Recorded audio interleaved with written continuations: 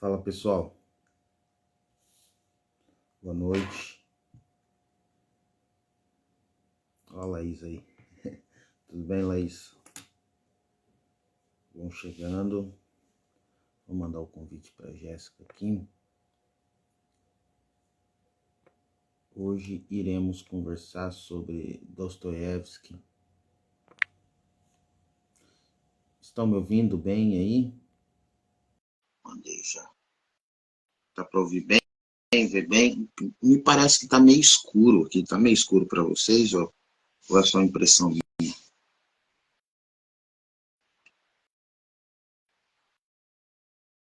Tá meio escuro, né? Não sei como que...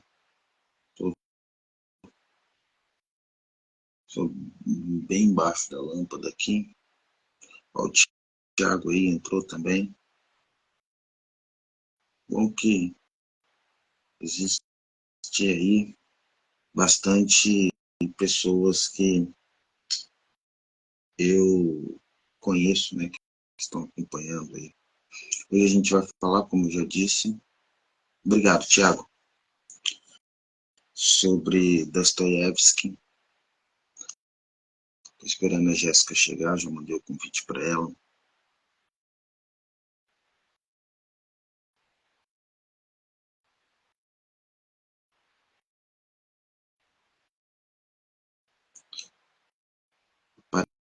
Apareceu já por aqui. O áudio está legal, pessoal? A Laís falou que está tranquilo. O Thiago disse que a luz está de boa.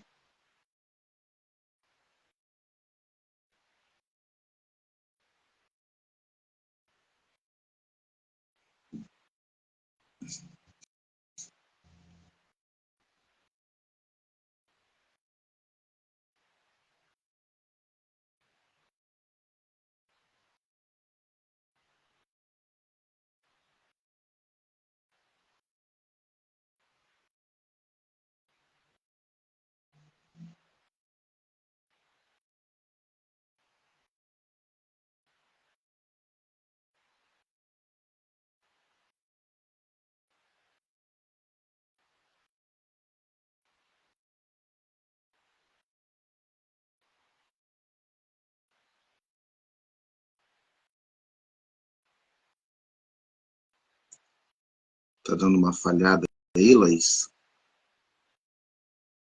Será que...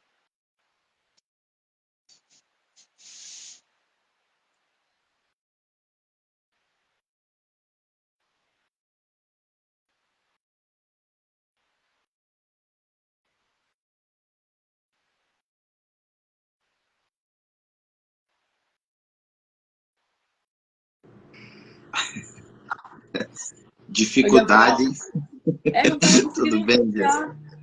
Boa Não, noite. então, boa noite. Desculpa aí essa maneira meio esbafatosa aí que eu tenho. Menina, eu é que não tava conseguindo entrar, eu precisava com problema com a minha internet. Mas eu Então, eu tava te ouvindo, tava te vendo. fiquei preocupado que a Laís disse que estava com problema no áudio e tal. Eu falei, poxa, será que minha internet não está deixando o negócio aqui acontecer? Eu acho que tava nessa tentativa de eu entrar, acho que deu alguma falha no áudio, pode ser.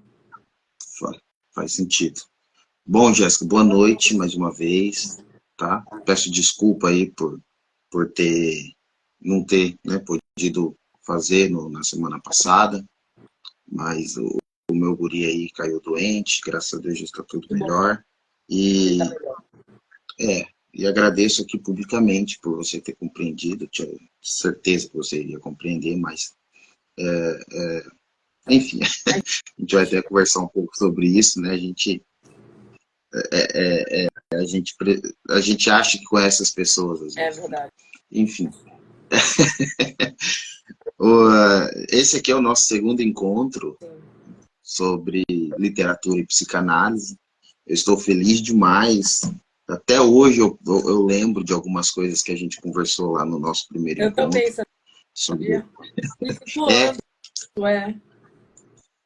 Não, foi maravilhoso. Eu fiquei até com vontade de traduzir um livro que fala sobre essas questões do Turgenev. Quem sabe aí com essas novas empreiteiras que você sabe muito bem que a gente está fazendo, isso não venha acontecer. Mas, olha, foi de bons frutos. Inclusive, eu acho que eu vou subir pro YouTube, né? Quem Eu sabe... coloquei, só que eu coloquei para, como é que diz? Para programar. Mas Ah, não, pode colocar perfeito. logo também, não tem problema Não, não. melhor ainda, que é o teu pessoal aí, teu canal no YouTube, inclusive, pessoal. E se eu esquecer, você me lembra, Jéssica. De eu lembrar isso daqui todo encontro. Assistam ao canal da Jéssica lá no YouTube, se inscrevam. Nossa, você está fazendo várias séries simultâneas lá, né, Jéssica? Eu acompanhei de perto a série do This Is Us. Já acabou a leitura do Freud e as cartas com os filhos, etc. Não, porque assim, tem duas versões, né? Tem a que é com todos os 5 filhos e tem a versão só com a Ana Freud. Acabou com os 5 filhos, agora vai ter com a Ana Freud. Sensacional. Se você quiser falar mais um pouco do seu projeto do YouTube, Sim, sim. É o seguinte, eu abri um canal no YouTube, é até estranho, porque tenho amigos que me acompanham desde o início, né? Amigos próximos a mim. E eles conhecem, enfim, a minha vida prévia. Eu não tinha nem WhatsApp, só para tu teres uma noção. Eu era completamente aversa a tudo que envolvia tecnologia. Então, hoje eu me encontrei com umas amigas semana passada, elas brincando com isso. Como assim tu tens até canal no YouTube agora? Tu não tinha nem WhatsApp, a gente te mandava carta, entendeu? Mas, assim, eu fiz um canal no YouTube porque os meus alunos começaram a pedir para que eu. É isso, né? Para que eu desse uma aula, para que eu fizesse uma live, para que eu explicasse determinada coisa, para que ficasse gravado. Na pandemia aconteceu muito isso, né? Enfim, a gente teve que se reinventar porque teve que ficar tudo online. E é isso, as aulas ficavam gravadas. Então eu tinha muito material que eu já havia produzido e que estava meio que, enfim, sem uso algum. E como os alunos mesmo estavam, enfim, pedindo, aí eu resolvi criar. Só que eu não queria criar mais do mesmo, ainda que não seja, porque vai ter a minha cara, vai ter a maneira como eu dou sim, aula, a maneira como eu vejo a psicanálise, então nunca vai ser mais do mesmo.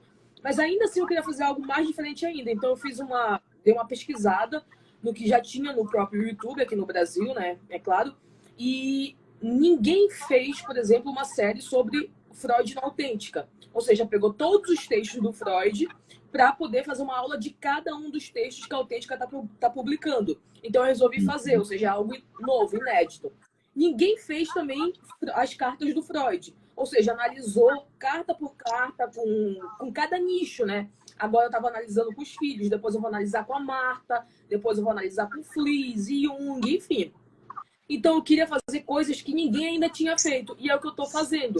Só que dá muito trabalho, é muita coisa, né? Então, enfim, eu tenho até uma amiga que ela diz, bom, só poderia realmente ser tu, porque tu és workaholic, né? Então não poderia ser outra pessoa que não tu. Porque é isso também, às vezes eu gravo aula de madrugada, tu deve saber o que é isso. Né? Tu sei. prefere, por exemplo, à noite por conta do teu filho, né? Que tu já coloca o teu filho para dormir. Eu, às vezes, é porque eu só tenho a noite ou a madrugada. Porque, enfim, o resto do dia, ou a gente está dando aula, está atendendo, enfim. Mas eu realmente fiz para os meus alunos, só que está expandindo agora. E também fiz para mim, porque uma das coisas que eu falei quando eu criei o canal é que eu me queixava muito da vulgarização da psicanálise, ou seja, pessoas que utilizavam a psicanálise sem conhecê-la e falando atrocidades, como existe, né? Só que não me adianta nada ficar só reclamando se eu não faço nada para também ajudar. Então, eu consegui matar um coelho com... Ou dois coelhos com uma cajadada só. Não, perfeito. E seu canal, assim, obviamente que você já percebeu que eu não tenho disso, né? De ficar rasgando seda para quem não faz Sim. sentido. É um pouco da minha profissão também, né? Eu me trato como crítico literário. E um crítico literário que fica rasgando seda para qualquer pessoa não é um crítico literário, né? Na essência da profissão. E assim, o seu canal ele é muito bom, né? Porque ele é muito vasto. Uhum. Você trabalha de várias coisas com a questão da psicanálise. E eu estava conversando isso até com uns amigos na parte da própria crítica literária mesmo. No YouTube, a gente tem, assim, booktubers, né? Sim. A Tatiana Fanfani é a melhor que a gente tem hoje. Eu adoro a Tatiana. Mas, e ela mesma se propõe, né? Por mais que ela tenha mestrado em literatura, etc., ela é uma resenhista, né? Ela Sim, resenha livros, né? exatamente, E é um verdade. trabalho maravilhoso, né? Um trabalho É civilizacional verdade. até, o que ela tem feito. Mas você não tem críticos literários no YouTube, né? Eu não faço nem Infelizmente, ideia, não deve ter nada, né? não tem, não tem. Eu vou dar uma aula agora amanhã sobre o Marçal de Moisés, Uhum. e a gente não tem vídeo do Marçal de Moisés. Um sujeito Nossa, que morreu em 2005. gente. Né? Assim, o cara ganhou prêmios, deu aula em, sei lá, 10 universidades nos Estados Unidos, ganhou prêmio em Portugal, de intelectual, etc., medalhas. Você não tem vídeo do sujeito. Né? Que O loucura. próprio Antônio Cândido tem poucos vídeos dele no YouTube. Sim, por outro lado, que é o que eu estava conversando com os amigos, eu tenho acompanhado um professor de perto, lá dos Estados Unidos, e absolutamente toda a aula que ele dá, ele grava e coloca no YouTube. Sim. É a É melhor um coisa, troço né? assim, Você né? está arquivando o material, é isso. E é pedagógico, né? Mostra-se Exatamente. uma importância com as pessoas, uma importância no sentido de que não é só grana que rola, né? Exatamente. Porque o seu trabalho é artesanal, né? É você que produz os vídeos, é você que faz as artes, assim como o que eu faço por aqui também. Então, isso eu acho muito bonito. E esse professor que eu acompanho, ele faz também isso. Mas é em inglês, o acesso em inglês para as pessoas, infelizmente, não é algo tão...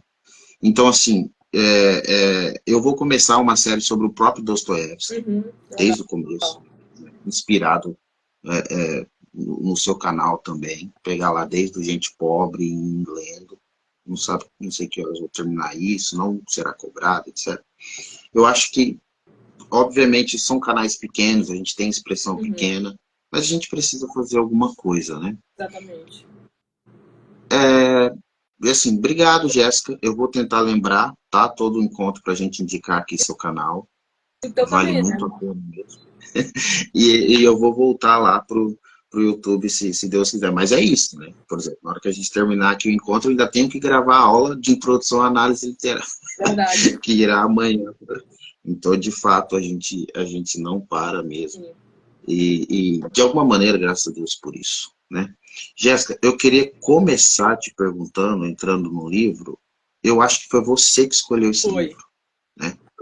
Por Eu acho que quê? a gente escolheu Qual que é 6-6, não foi? Eu é escolhi isso 6 e tu escolheste mesmo? 6.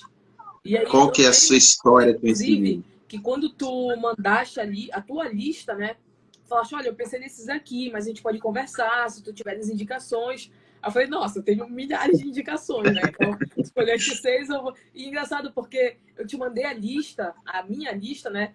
Só que foi realmente aleatório. Eu não contei que tinha 6, mas casou direitinho, porque a gente começou em dezembro, a gente vai finalizar em dezembro. Vai ser Legal. literalmente, quer dizer, finalizar entre aspas, né? Mas da primeira lista, pelo menos. Mas foi Sim. literalmente 12 livros. E eu te falei o seguinte, olha, na lista que eu te mandei, né? Tem que ter Memórias do Subsolo. Assim, não pode não ter. Poderia não ter vários outros, mas esse tem que ter. Porque, e aí eu vou contar, né? Eu te fiz essa pergunta, né? Do porquê que tu resolveste fazer essa série e iniciar por Pais e Filhos, e tu me contaste no último encontro. E aí eu vou contar para ti também, para a galera, do porquê que eu escolhi Memórias do Subsolo, né? Porquê que eu disse que tinha que ter. Primeiro eu vou mostrar que a minha edição é essa daqui, ó. Não sei se dá para ver a luz, essa daqui. Tem um buraco negro aqui, que não pode mais falar buraco negro, né? Eu não sei como é que eu vou descrever. Cara, só no Brasil. Tem um buraco afrodescendente aí, né? E essa edição aqui, ela é da Pinguim. Da Pinguim Companhias, né? Pinguim Clássicos aqui. Isso. Essa edição. Qual é a tua edição? Eu, eu li, eu li essa daí também do Rubens Figueiredo. E eu li aqui pelo tablet a da 34, né? Deixa eu colocar aqui a capa dela, que o pessoal mais conhece, a tradução do Boris Schneiderman. Perfeito. Tá aqui. não dá pra... Aqui, ó, né? Ah, tá. É realmente a mais conhecida. Sim. Inclusive, não sei se tu sabe disso, mas tem um fato curioso aí. O Boris Schneiderman, ele tem uma filha, não sei se é a única filha dele, eu não fui pesquisar, mas ele tem uma filha, que é uma senhora, que ela é psicanalista. Ela foi chamada, tu não sabia disso, né? Ela foi chamada para um evento, não tem muito tempo, acho que tem um ano, que é um evento de literatura e psicanálise, e para falar justamente sobre Memórias do Subsolo. E ela falou, né? Vocês devem estar, sei lá, percebendo que o meu sobrenome ele é muito conhecido, porque o meu pai ele fez a tradução do Dostoiévski. O pai dela, enfim, eu não conheci, eu conheci pela boca dela, né? Mas tu deve conhecer muito mais. Ela disse que o pai dela era um homem extremamente culto, que traduzia inúmeros autores. E foi achei muito interessante isso, porque ela é psicanalista para falar de Memórias do Subsolo, o pai dela de letras, traduziu inúmeros autores, inclusive Dostoiévski, e inclusive Memórias do Subsolo, né? E aí é engraçado porque quando ela foi chamada para falar desse livro, queriam meio que ela fizesse aquilo que normalmente querem que um psicanalista faça quando pega alguma obra literária ou uma obra cinematográfica, que é fazer uma análise psicológica, até mesmo diagnostical dos personagens ou da obra de modo geral. Isso é muito comum de acontecer, né? Então, eu estou, por exemplo, dando uma aula e aí eu falo de determinado filme e normalmente o aluno vai me perguntar: tá, professora, mas é neurótico obsessivo, é neurótico histérico, é perverso? E no final das contas, ela falou uma coisa que é muito verdade.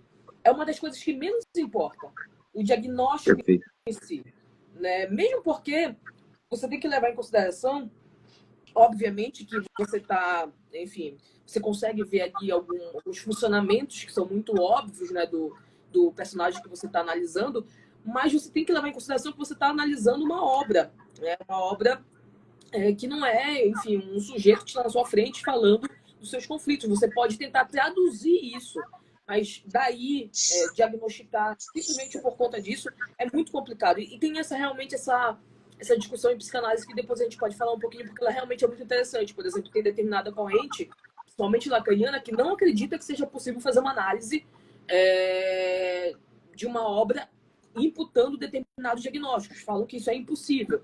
Tem uma outra corrente que é mais freudiana, que é a que eu me identifico mais, que acha que isso é possível, mas também que não é tão necessário assim. Que inclusive, a corrente que o Freud mais se identificava, né? O Freud várias vezes pediu para que nós não fizéssemos patografias das obras, tanto filosóficas quanto literárias, né? Que é literalmente você lê, por exemplo, uma obra através da biografia do autor, né? Então, isso realmente é algo que a gente tem aqui de discussão. Mas por que eu selecionei o Memórias do Subsolo?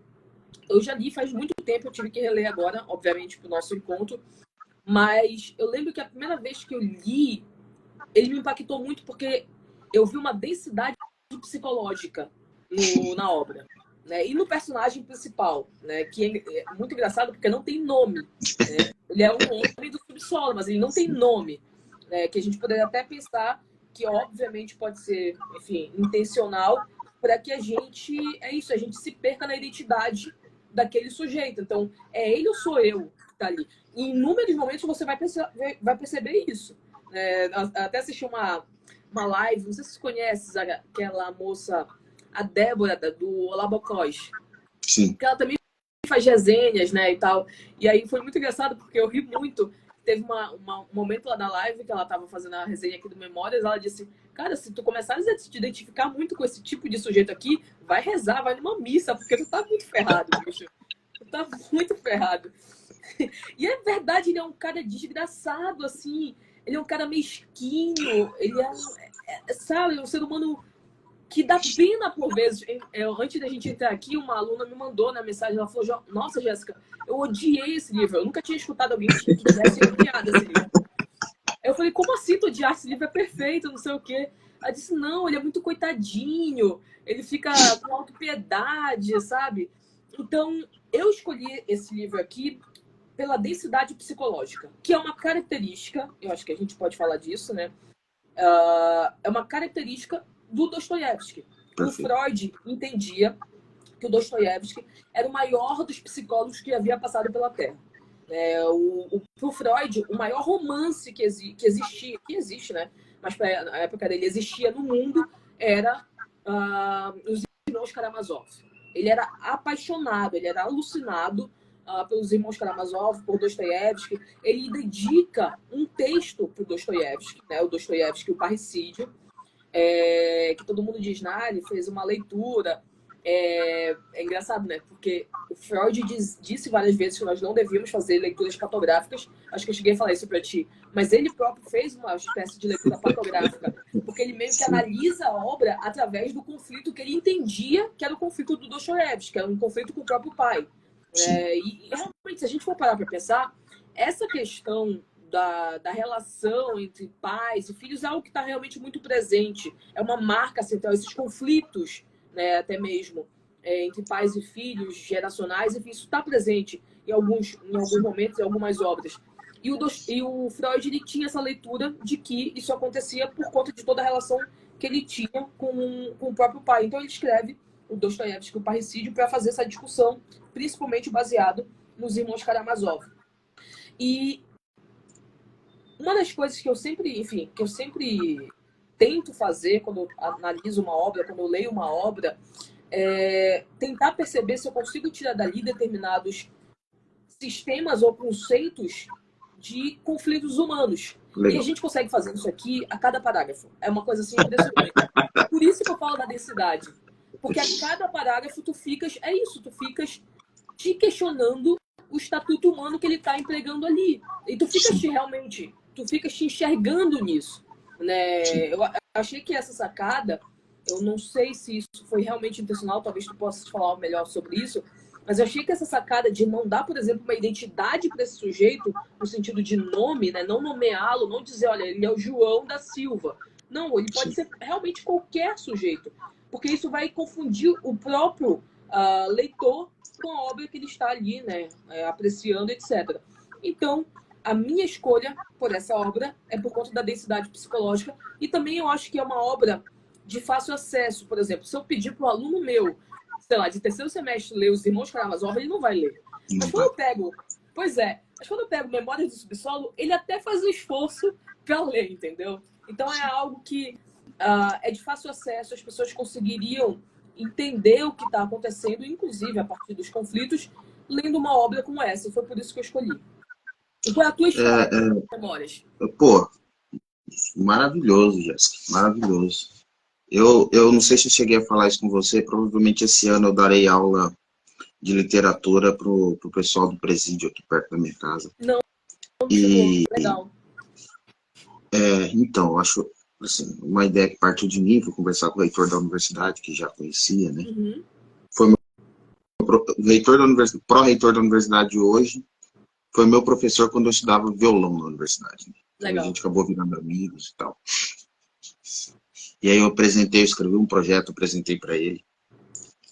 E provavelmente esse ano vai acontecer. Por que eu estou falando isso? Porque minha ideia sempre foi trabalhar o crime e castigo entre os presos. Mas relendo agora o Memórias do Subsolo, eu falei, cara, não. Nossa, eu vou começar com Memórias do Subsolo, principalmente por conta do tamanho. Porque ele não é um livro que assusta, né? Exatamente. Ainda mais para pessoas que não têm o hábito da leitura. Exato. Pegar aquele trambolho do crime e castigo. Do crime e castigo e já vão, não, fica aí sozinho, que eu não quero esse projeto. Então eu vou de fato chegar com Memórias do Subsolo. Mas assim, eu tenho uma relação com o Dostoiévski que é uma relação de admiração muito grande, desde quando eu comecei a leitura. Porque assim, a partir do momento que você entra no mundo da leitura, certos nomes vêm até você, né? Sim. Você não precisa, de alguma maneira, assim, ir atrás. Né? Cervantes, Homero, Dostoiévski, Tolstói, Machado de Assis, Guimarães Rosa. São nomes que estão aí na cultura, graças a Deus por isso. Né? Que ainda resistem, né? Mesmo com, enfim, com essa tentativa de aniquilamento deles, mas eles ainda resistem. O próprio Freud, a gente falou muito disso no primeiro encontro, né? O Freud é um sujeito da cultura. Né? Ele está no seio da cultura. E assim, o Dostoiévski é um desses sujeitos. Mas eu sempre, eu tinha medo de não entender, Uhum. de achar muito difícil, sabe? Sim, Russo, porque sempre quando falam de Dostoiévski, colocam esses adjetivos, né? Difícil, escrita difícil, é etc. verdade. E aí, o primeiro livro que eu li dele foi O Jogador, que é também uma novela Sim, que é muito legal, que quem sabe aí no próximo ano a gente não é coloca verdade. aqui, né? E, e foi por essa edição da Penguin também. Legal. Foi na época que eu trabalhava na Saraiva. Esse livro, essa tradução, acho que é de 2020, né? Essa tradução do Figueiredo. Eu acho que O Memórias, é, deixa eu ver aqui. É de eu acho que 2021. ele traduziu em 20 e foi publicado em 21, lembro que não foi no Isso. mesmo ano. E aí, quando saiu essa tradução, eu fui ler nessa tradução. E assim, é engraçado essa sua aluna, né, que falou, eu tive asco e tal. Eu, eu, eu até, porque eu me vi nesse sujeito. Mas é impressionante. É isso. Eu falei, cara, isso aqui sou eu sou essa merda aqui, entendeu? Uhum. Sim. Porque na época, né, e a gente procura amadurecer e eu quero conversar sobre isso com você a respeito desse personagem. E eu Sim. já falo sobre ele não ter nome. Mas, assim, quando a gente começa a ler e estudar assim, um pouco mais do que as pessoas, e aqui no Brasil não é tão difícil fazer Sim. isso, né? É, a gente vai criando para si essa espécie de que, porra, eu sou melhor do que outras pessoas. Depois eu vou E, aí, falar exatamente sobre esse ponto que tu tomaste, porque para mim é o ponto central. exatamente. E aí, quando eu me deparei com esse sujeito, ô Jéssica, sabe, foi aquele soco no estômago, assim, você é isso aí. Eu sou esse sujeito. Uhum. E, sob o ponto de vista da técnica, eu acho que alguns falam que é o demônio, ou o próprio os irmãos Karamazov, mas, como você deve saber, os irmãos Karamazov não é um livro assim acabado, porque era uma ideia de ser uma trilogia, etc. Mas alguns falam que esse é o romance mais bem trabalhado E ele do foi Dostoiévski, no censurado, sentido né? da... Não tem uma É, parte dele. exatamente. Então, assim, foi pensado mesmo essa questão da personagem principal não ter nome. Ele até faz uma espécie de brincadeira disso, né? A questão dos nomes no meio da narrativa. É engraçado que é uma novelinha, né? É um negócio curto. Ele trabalhou dois esquemas aí, narrativos, um monólogo, uma espécie de monólogo interior, Uhum. que não é uma espécie de fluxo de consciência, mas é uma espécie de monólogo interior, Sim. meio diário, né? Engraçado que o primeiro livro dele, Gente Pobre, é uma espécie de diário. Então ele trabalhou bastante essa questão. E a segunda parte, também um monólogo, mas com uma certa narração, etc. Mas a minha história com ele é nesse sentido. E é engraçado, porque primeira vez que eu li, eu fiquei pensando, cara, esse livro, essa ideia, é outra ideia que está na cultura sem a gente perceber. Esse livro, ele entrou assim na mente Sim. do pensamento público de um jeito que é absurdo, Sim. né? Claro que o Dostoiévski escreveu esse livro para atacar os intelectuais públicos da Sim. sua época, Uhum. e de certa maneira todo intelectual é esse sujeito mesquinho aí. Se ele não faz, e aí eu gostaria de começar com você, Jéssica, o seguinte, ele começa o livro falando que ele é um homem doente, né? Essa É, final, maravilhoso porque esse começo, né? todas as vezes que alguém vai falar desse livro, e eu vi algumas pessoas falando desse livro, perdão, elas necessariamente leem esse primeiro parágrafo. É impressionante, parece que marcou tanto Não, assim que todo mundo tem que ler esse primeiro parágrafo. e a gente, se você me permitir, eu gostaria de ler, e eu vou propor, Claro, eu não sei se eu cheguei a ver alguém falando sobre isso, mas eu vou propor uma outra interpretação desse parágrafo aqui, claro. tá? Ele começa assim, na tradução do Boris. Uhum. Sou um homem doente, um homem mau, um homem desagradável. Creio que sofro do fígado. Aliás, não entendo o níquel da minha doença. E não sei ao certo do que estou sofrendo. Não me trato e nunca me tratei, embora respeite a medicina e os médicos. Ademais, sou supersticioso ao extremo. Bem, ao menos bastante para respeitar a medicina. Eu vou ler só até aqui, e aqui eu faço o meu questionamento, gostaria de te ouvir, Jéssica. No livro todo, ele é um sujeito que se conhece muito bem. Sim. Mas eu conheço pessoas assim, e eu mesmo já me vi assim em muitas das maneiras. Uma coisa é você saber que você é doente. Outra coisa é você procurar ajuda sabendo que está doente. Exatamente. Ele, em nenhum momento do livro, e ele fala aqui no primeiro parágrafo, que ele não vai procurar ajuda. Né? Então, eu acho que o Dostoiévski, ele mostrou isso. Ó, existem pessoas que são doentes, mas não sabem que são doentes. Né? Vamos dizer assim, pessoas mais ignorantes, no sentido que ignoram a própria consciência. Existem pessoas que são doentes e vão atrás de ajuda. Né? Para mim, são pessoas muito mais maduras. E existem esses sujeitos. Esses sujeitos são os homens do subsolo. Sim. O que você acha dessa interpretação? Não, eu concordo absolutamente. Porque, assim, a gente pode fragmentar aí por algumas camadas, né? Tu colocaste, olha, tem gente que não sabe que é doente e segue com a vida. Tem gente que sabe que é doente, vai procurar ajuda, e tem gente que sabe que é doente e não vai fazer nada em relação a isso. Vai sucumbir em relação a isso. Quando a gente olha nesse panorama, a gente pode entender, basicamente, que se eu tenho alguém, como é o caso dele, né? Ele diz o seguinte, olha, eu sou um homem doente. Ele tem essa noção de que ele é um homem doente.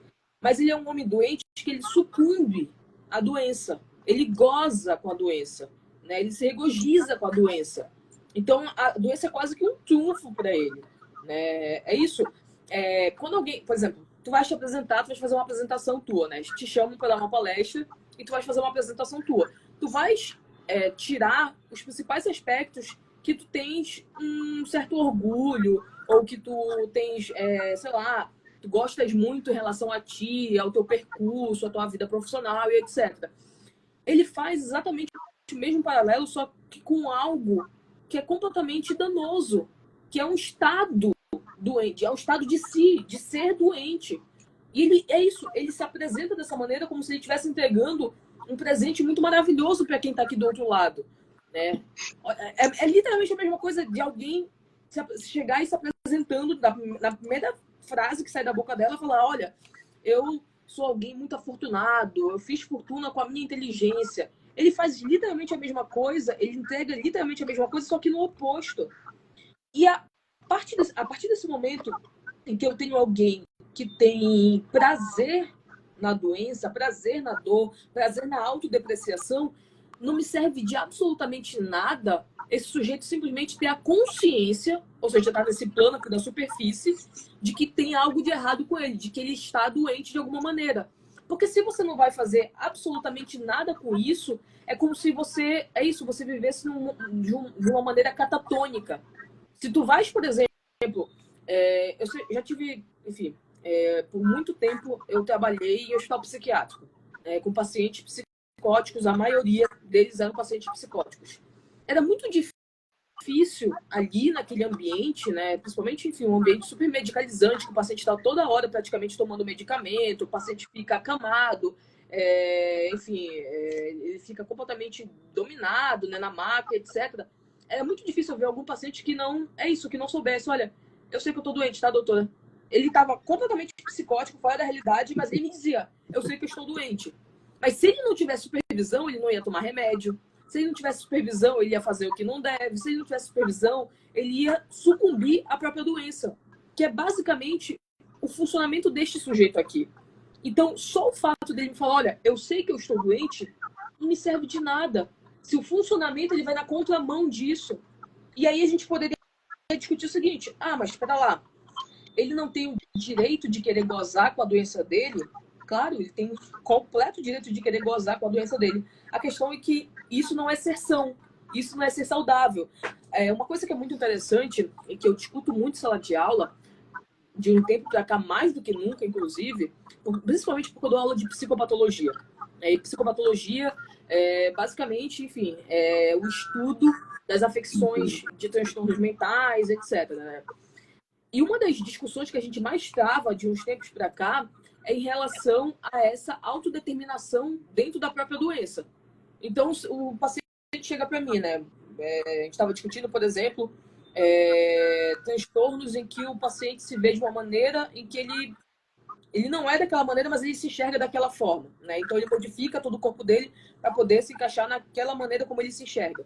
E aí eu chego com os meus alunos e eu falo o seguinte, olha, o paciente chega para você, você vai fazer uma avaliação, um laudo desse paciente, e esse paciente chega para você dizendo o seguinte, eu tenho as minhas córneas em pleno funcionamento, eu enxergo muito bem, não tenho problema nenhum ocular, mas eu quero que você me dê um laudo para eu realizar uma cirurgia para que eu tire a minha visão, porque eu não quero mais enxergar, porque eu me identifico como uma pessoa cega. O que você... Olha só, eu não estou nem pegando algo que não existe. Isso literalmente existe. Né? Assim, enfim. E aí eu jogo para os meus alunos e falo o seguinte, o que você faz? Como é que você avalia isso? Porque tem um mito na psicologia de que tudo é subjetivo, né? De que é aquele relativismo absoluto. Né? Não, mas tem que ver a subjetividade, cada um enxerga de uma maneira. Pera lá, a gente tem... Isso é tão louco que eles nem percebem o que eles falam. Porque se fosse dessa maneira, absolutamente nenhum curso, inclusive deles, poderia funcionar. Porque como é que eu vou ter normativas, éticas, inclusive, se tudo é relativo, se tudo é subjetivo, né? Então, quando eu pergunto para eles o seguinte, o que você vai fazer com um paciente desse? Você entrega o laudo, você viu, ele está até então consciente, até então em plenas faculdades mentais cognitivas, ele não tem alteração de senso-espaço, mas ele quer tirar as córneas, ele quer tirar a visão, ele não quer mais enxergar porque ele se identifica como uma pessoa cega. O que você fará?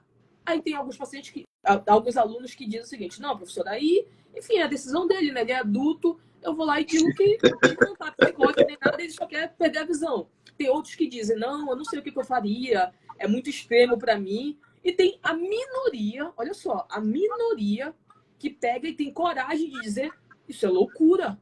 Como é que eu vou entregar um laudo para alguém que tem plena visão e que quer retirar numa cirurgia simplesmente porque se identifica como uma pessoa cega?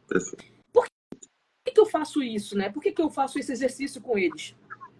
É justamente para eles perceberem que existem parâmetros que são inegociáveis, inclusive clínicos. Então, não existe, isso é um mito, não existe esse relativismo absoluto, principalmente clinicamente, de maneira diagnostical. Eu posso ter um paciente que ele esteja com a consciência intacta, que ele esteja dentro das faculdades mentais cognitivas dele, ele saiba que hora é agora, que dia é hoje, a cidade que ele está, enfim, o trabalho que ele tem. Mas um paciente que me diz que quer modificar o seu corpo de maneira arbitrária, simplesmente por um bel prazer, esse paciente ele não está dentro das faculdades mentais dele. Eu não posso simplesmente relativizar e dizer, não, mas é o direito dele. Porque se a gente começar a traduzir dessa maneira, absolutamente nada mais será possível, nem a profissão do próprio psicólogo. Né? Então, quando esse rapaz, o homem do subsolo aqui, chega e diz que ele é um homem doente, ele tem noção da doença dele, mas ele não procura atendimento, e essa é a deixa para que você consiga perceber que há algo de muito errado, de fato. Né? A gente tem nesse sentido, a gente tem uma facilidade, eu acho que a psicanálise dá esse subsídio para a gente, porque a gente não enxerga as coisas de uma maneira muito tácita, em que eu só enxergo na superfície. Eu preciso entender o que está por trás daquilo que o paciente está me trazendo. Porque o paciente, na maioria das vezes, o paciente ele chega normalmente de duas maneiras. Ou ele chega muito arrasado, ou ele chega como se ele nem sabe mais por que ele marcou aquela consulta ali com você. Né? Eu tinha uma professora que ela dizia o seguinte, olha, paciente psicológico, né, de psicoterapia, ele é muito parecido com o paciente de odontologia. Quando tá com aquela crise, aquela dor aguda, se você não atender naquele momento, depois ele esquece, depois passa. precisa resolver naquele momento. Então, é muito comum, por exemplo, um paciente tá muito angustiado, ele precisa falar comigo naquele dia. Eu não tenho horário naquele dia, eu digo, olha, eu só tenho horário daqui a uma semana. Na semana que ele vai, na outra semana que ele vai, ele diz, olha, eu já não sei por que eu mandei mensagem para ti. Eu nem sei por que eu te escrevi. Tá tudo bem, só foi naquele dia, só foi um problema. Mas espera lá, além de você ter me mandado mensagem, não interessa se passou uma semana, 10 dias ou um mês, além de você ter me mandado mensagem, ainda assim, hoje você me falando que não tem mais nada acontecendo, que tá tudo bem, você veio pro consultório. Então, alguma coisa tem aí. Você não viria pro consultório de maneira aleatória. Então, nesse sentido, a analogia ela serve aqui pro homem do subsolo, porque ele é um homem doente que não tem problema aparente com a doença dele, mas ele escreve sobre ela, ele fala sobre ela, né? Ele atua com ela o tempo inteiro. É muito interessante, por exemplo, acho que é nesses momentos que dá muita raiva dele, ele falando que ele maltratava as pessoas no trabalho dele, e etc. Isso também é uma forma, sabia, de você atuar e expressar o seu próprio estado de espírito. Eu nunca esqueço, todo mundo deve ter uma história como essa. Eu tinha uma senhora na faculdade, que ela era a senhora da cantina. E ela tinha uma fama horrível na faculdade inteira. Eu estou falando aí de uma faculdade com mais de 5 mil alunos e todo mundo era unânime que ela é uma senhora rude, que ela é uma senhora mal educada, que ela tratava mal a gente. Ela realmente era muito rude. E aí uma professora, e olha que engraçado, né? Uma professora que era psicanalista e que era professora de psicopatologia. Eu nunca esqueço desse dia. Ela chegou na sala de aula e ela estava dando alguns exemplos. E ela falou, olha, sabe a fulana? Porque todo mundo já conhecia, né? A senhora pelo nome. Sabe a fulana? Ela trata mal vocês, não trata? E todo mundo, um coro assim na sala, né? 60 pessoas. Nossa, ela é muito rude, ela trata mal a gente, não sei o quê. Aí ela falou, vejam na hora do intervalo que eu vou lá na lanchonete, vejam como ela me trata. E aí, realmente, todo mundo foi, né? A gente foi ver como é que ela tratava. Ela tratava como meu bem, minha querida, meu amor. Só a professora. Aí a gente ficou assim, que porra é essa, bicho? Que loucura é essa? Aí depois, quando a gente voltou do intervalo, a professora falou, sabe por que ela me trata assim? Porque eu já entendendo como ela funcionava, eu funcionei de uma maneira diferente com ela. Eu não entreguei para ela aquilo que ela estava esperando, que é o que todo mundo entrega. Todo mundo fica acuado, todo mundo ficava, às vezes, ríspido com ela, porque já sabia que ela era daquele jeito. Ou seja, todo mundo já a tratava de uma maneira em que ela simplesmente se esbaldava na grosseria. E é isso, né? No ser rude dela. A professora já sabia, claro, né? Uma psicanalista e tal, tem todo um olhar diferenciado. Já sabendo daquele funcionamento, ela foi por um outro lado para fazer com que aquele movimento dela se modificasse como modificava de fato. Ela tratava mal todo mundo, menos aquela professora.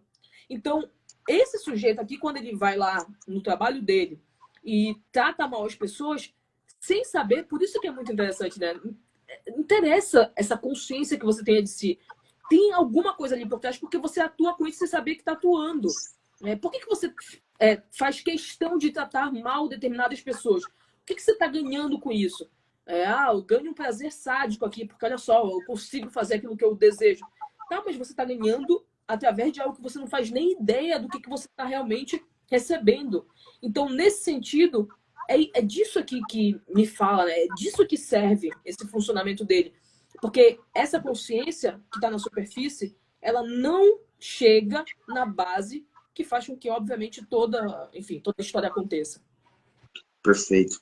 Não, maravilhoso, Jéssica. E essa deixa que você deu a respeito do tratamento dele, né, com as pessoas, é muito interessante porque faz a gente pensar de novo, e fazendo eco aqui ao nosso primeiro encontro, a questão da contradição.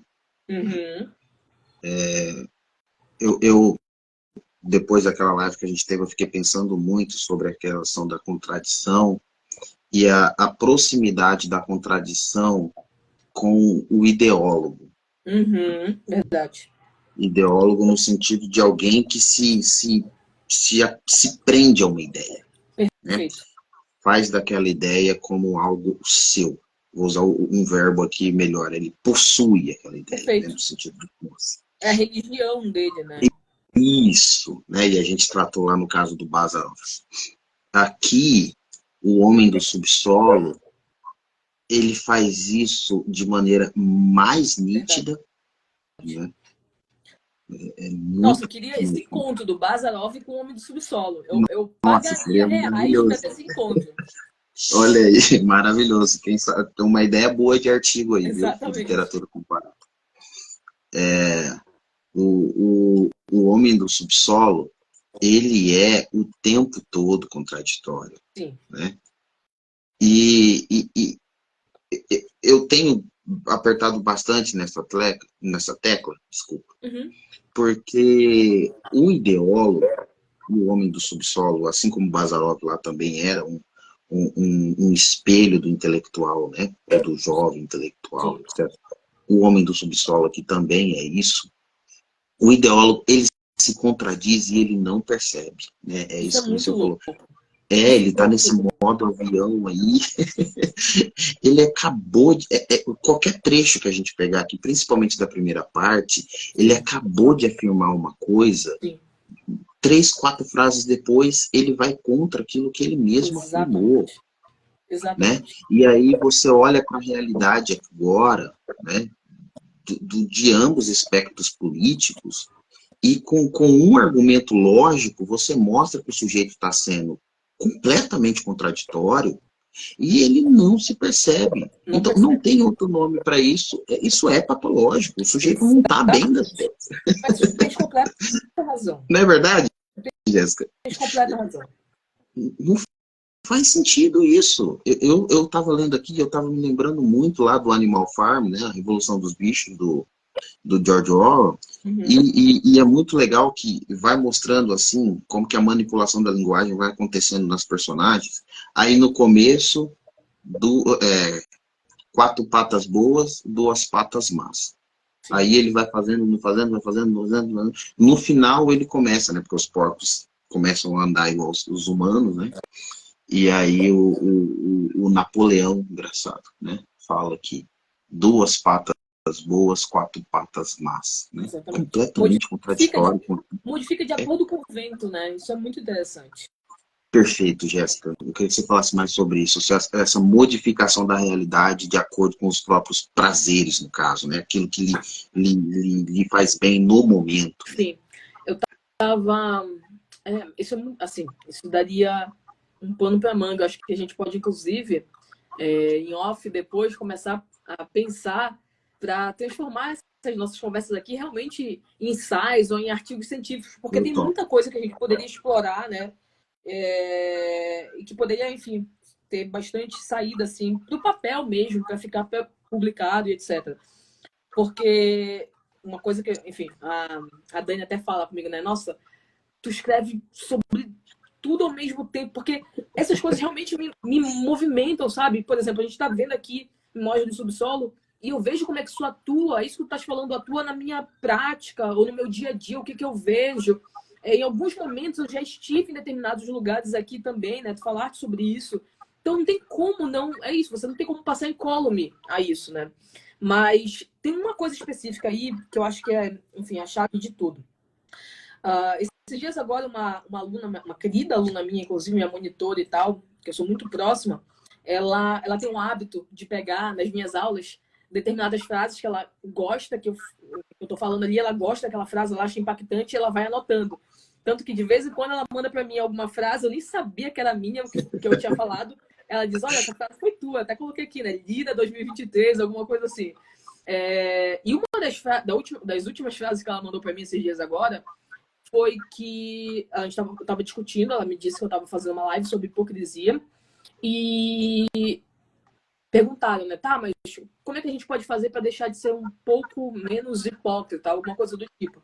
E eu respondi que isso é muito verdade, que uma das maneiras para você ser menos hipócrita é que você tenha muito conhecimento de si, não esse conhecimento da superfície da consciência aqui do homem do subsolo, mas o conhecimento, inclusive, das suas próprias idiosincrasias, né, daquilo que você não faz nem ideia do porquê que você funciona daquela maneira. É um conhecimento analítico, de fato. É isso que falta às pessoas. As pessoas, elas realmente ficam muito na superfície, né? Então, não, eu sei que eu sou assim porque eu sou turrão desde a infância. Você não sabe nada, você não sabe por que você é turrão desde a infância. Você só tem, é isso, um conceito abstrato, fechadinho, né? Enfim, que você não sabe nem ideia do porquê que ele existe ali, e você toma isso para si como uma verdade absoluta, mas você não sabe a origem disso. Né? O conhecimento de si, uma vez eu escutei até o Olavo falar sobre isso, ele, engraçado, né? Às vezes ele falava bem da psicanálise. Ele diz o seguinte, olha, às vezes você tem que realmente fazer uma psicanálise de si. Ou seja, você tem que se investigar, você tem que realmente ir a fundo em quem você é, para você descobrir, inclusive, a potência e a força da sua personalidade. E aí é que chega o ponto central. Quem são essas pessoas que têm uma facilidade gigante de mudar de acordo com o vento? Pessoas que não têm domínio de si. Ponto. Todo mundo que tem muito domínio de si, lê-se, né? Domínio de si, conhecimento de si, é muito mais firme nas suas posições, nos seus ideais, nas suas constatações da vida, né? Porque é isso. Tem aquele entendimento, sabe por que aquilo ali está acontecendo, sabe por que está funcionando daquela maneira e fica, né? Se finca ali e funciona de determinada maneira, completamente, por vezes, inclusive, rígida. Alguém que não tem esse conhecimento é muito fácil de ser levado, porque não sabe nem quem se é. Então, qualquer coisa que falar e que for aprazível para os ouvidos, vai se embebedar, vai se enamorar. Eu tenho uma amiga que eu digo para ela, cara, tu é muito culpada. Tem que parar de ser muito culpada. E a culpa dela é exatamente dessa culpa que a gente está falando aqui, que é uma culpa que ela nem sabe por que ela carrega, mas ela precisa ficar pisando em ovos com todo mundo para poder achar, é isso, né? Achar que não vai maltratar alguém ou até mesmo deixar alguém em saias curtas ou alguma coisa do tipo. Isso é prejudicial, porque pessoas mal intencionadas, elas podem se servir disso para fazer o que elas quiserem com você.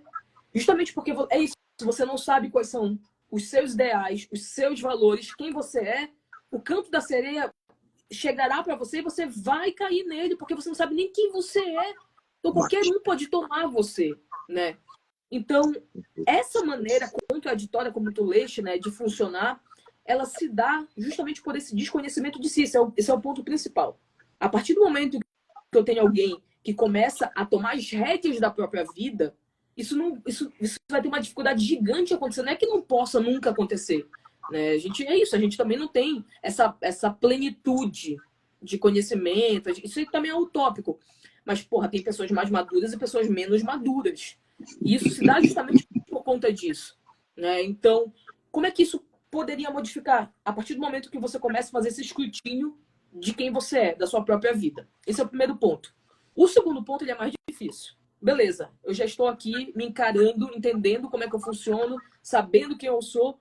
O que eu vou fazer com isso? Bom, agora é que chega o ponto central. Você consegue bancar quem você é? Isso é muito difícil. Isso é extremamente difícil.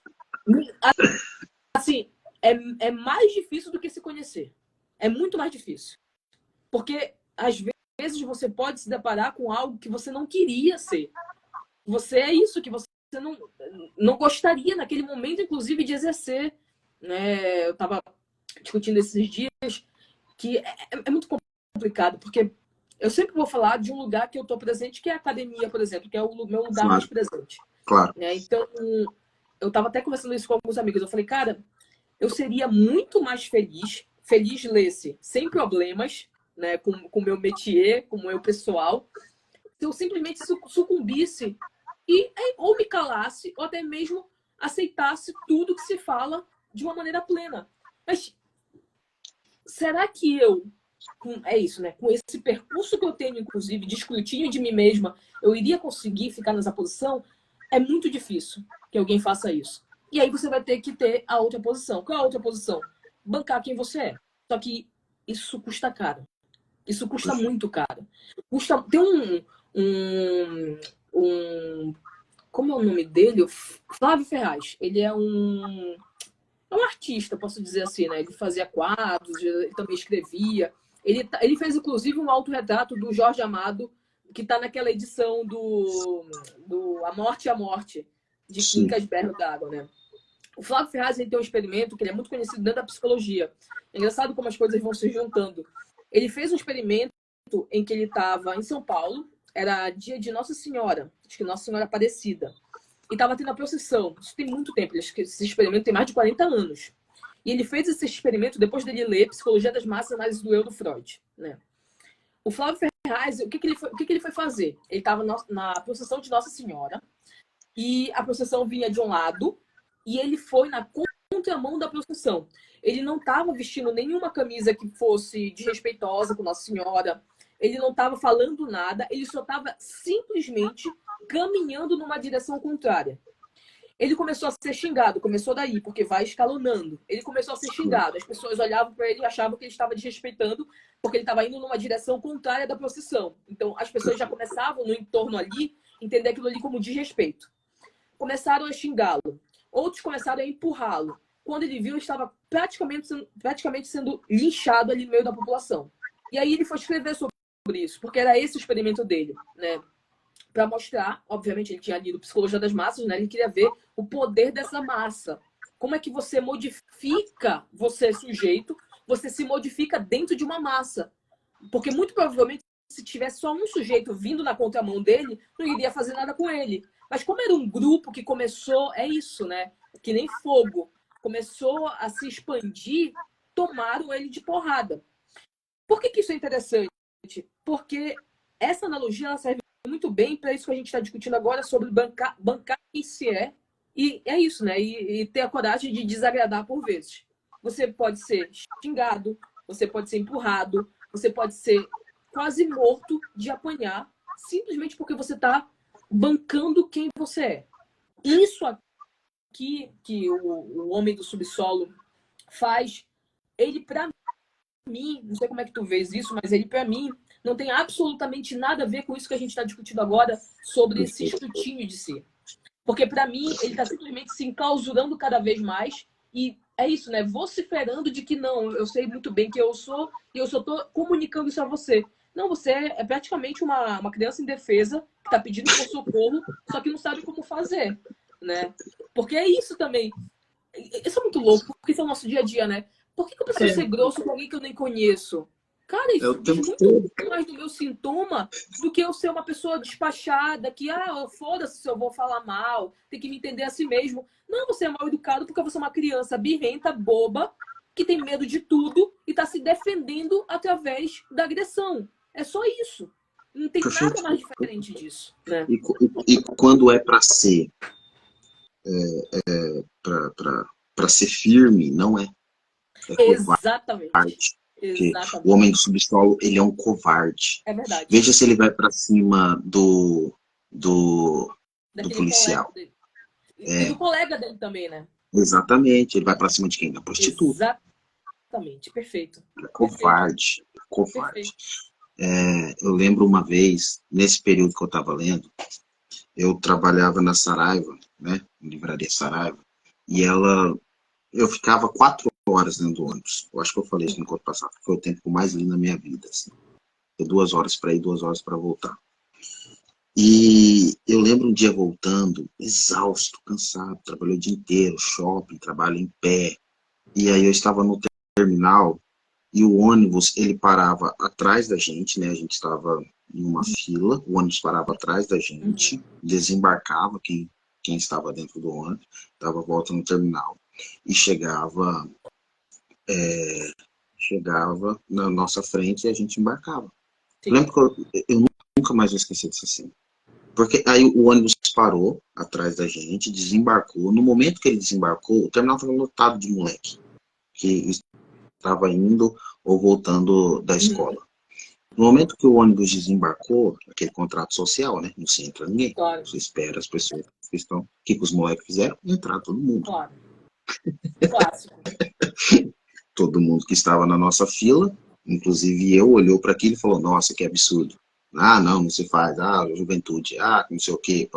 Eu sou melhor do que eles, porque eu leio, eu estudo. Eu falei alguma coisa para eles? Merda nenhuma. Sim.